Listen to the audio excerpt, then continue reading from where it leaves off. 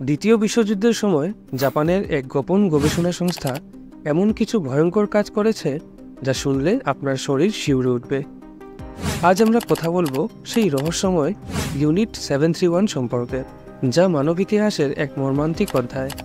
Unit 731 ছিল জাপানের imperial আর্মির একটি গোপন গবেষণা সংস্থা, যা 1930-এর দশকের শেষ এবং 1940-এর দশকের শুরুতে মাঞ্চুরিয়াতে প্রতিষ্ঠিত হয়। এটি পরিচালনা করতেন জেনারেল শিরো ইশি, যিনি নিজেকে জীবাণুযুদ্ধের ক্ষেত্রে বিশেষজ্ঞ হিসেবে প্রতিষ্ঠিত করেছিলেন।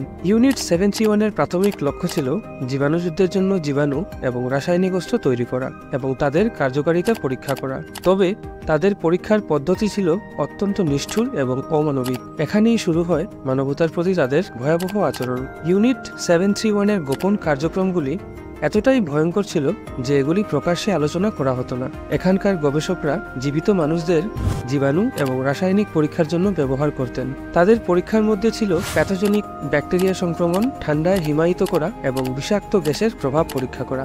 ইউনিট 731-এর সবচেয়ে নৃশংস কাজ ছিল মানব পরীক্ষা। তারা বন্দীদের উপর প্লেগ, কলেরা, অ্যানথ্রাক্স এবং অন্যান্য মারাত্মক রোগের জীবাণু ইনজেক্ট করত। তাদের মধ্যে অনেকেই অত্যন্ত যন্ত্রণাদায়ক মৃত্যুবরণ করত। এসব পরীক্ষার শিকারদের বলা হতো মারুতা বা লগ, যেটি তাদের দৃষ্টিতে শুধু গবেষণার উপকরণ ছিল, মানে তারা মানুষদের মানুষ বলেই গণ্য করত না। এছাড়াও তারা ফ্রস্টবাইট নিয়ে পরীক্ষা করত, বন্দীদের হাত পা হিমায়িত করে তাদের শরীরের প্রতিক্রিয়া পরীক্ষা করত। কিছু বন্দীকে বিষাক্ত গ্যাসের চেম্বারে রাখা হতো এবং তাদের মৃত্যুর আগে শারীরিক পরিবর্তনগুলো নোট করা হতো। এসব পরীক্ষার কোনো মানবিক দৃষ্টিকোণ ছিল না। যুদ্ধের শেষের দিকে যখন জাপান পরাজয়ের সম্মুখীন হচ্ছিল, তখন তারা তাদের গবেষণার সমস্ত প্রমাণ মুছে ফেলার চেষ্টা করে। ইউনিট 731-এর স্থাপনা ধ্বংস করা হয় এবং অনেক নথি পুড়িয়ে ফেলা হয়। তবে কিছু তথ্য বেঁচে যায় এবং যুদ্ধের পরে প্রকাশিত হয়। যুদ্ধের পরে কিছু জাপানি কর্মকর্তা এবং গবেষকদের বিচার করা হয়, তবে অনেকেই শাস্তি থেকে বেঁচে যায়। শিরো ইশি এবং তার অনেক সহকর্মী মার্কিন যুক্তরাষ্ট্রের সাথে একটি চুক্তির মাধ্যমে শাস্তি এড়িয়ে যায়। তারা তাদের গবেষণার তথ্য বিনিময়ে